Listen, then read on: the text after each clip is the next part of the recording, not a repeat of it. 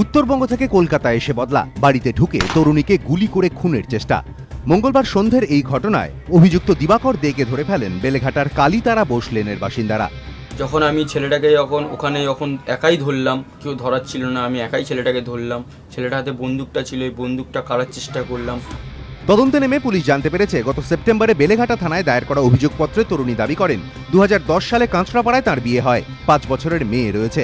ব্যারাকপুর আদালতে মিউচুয়াল ডিভোর্সের মামলা চলছে। 2015 নভেম্বরে একটি ম্যাট্রিমোনিয়াল সাইটে দিবাকর দের সঙ্গে তার পরিচয়। নিজেকে চিকিৎসক পরিচয় দিয়ে আলাপ জমান ওই যুবক, প্রতিশ্রুতি দেন ডিভোর্সের প্রক্রিয়া শেষ হলে বিয়ে করবেন। অভিযোগের কিছুদিন পর তরুণী ও তার মেয়েকে রায়গঞ্জে নিয়ে যান দিবাকর। তরুণীর দাবি, সেখানে আটকে রেখে ঘুমের ওষুধ খাইয়ে তাকে লাগাতার ধর্ষণ করেন ওই যুবক। রায়গঞ্জে থাকাকালীনই তরুণী জানতে পারেন দিবাকর চিকিৎসক নন। পাশাপাশি তরুণী জানতে পারেন দিবাকর বিবাহিত, একটি ছেলেও রয়েছে। সেপ্টেম্বরে রায়গঞ্জ থেকে পালিয়ে কলকাতায় ফেরেন তরুণী।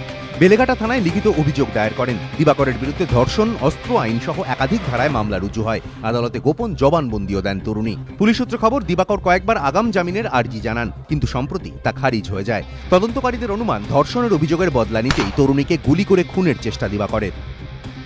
কি রিপ্রেজেন্টেটিভের কাজ করতো, ও চাকরি করতো, আর্মিতে চাকরি করতো। আমার সাথে কোনো সম্পর্ক তো নেই। কোথায়? মালদাতে।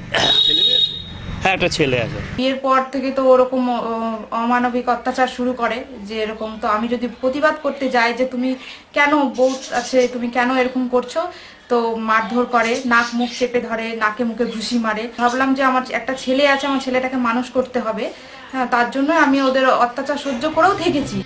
এদিন রায়গঞ্জে গিয়ে দেখা যায় দিবাকরের বাড়ি তালাবন্ধ। দিবাকর আমাদের পাড়ার ছেলে, এখানেই বড় হয়েছে। আমরা কোনোদিন খারাপ কিছু লোকাল এলাকায় চোখে পড়েনি।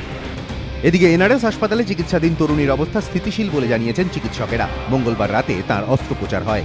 গণপিটুনিতে আহত দিবাকরেরও চিকিৎসা চলছে এনআরএসে। পুলিশ জানিয়েছে, সুস্থ হলে তাকে গ্রেফতার করা হবে। প্রকাশ সিনহা, সুদীপ চক্রবর্তী ও সুভাষ বৈদ্য, এবিপি আনন্দ।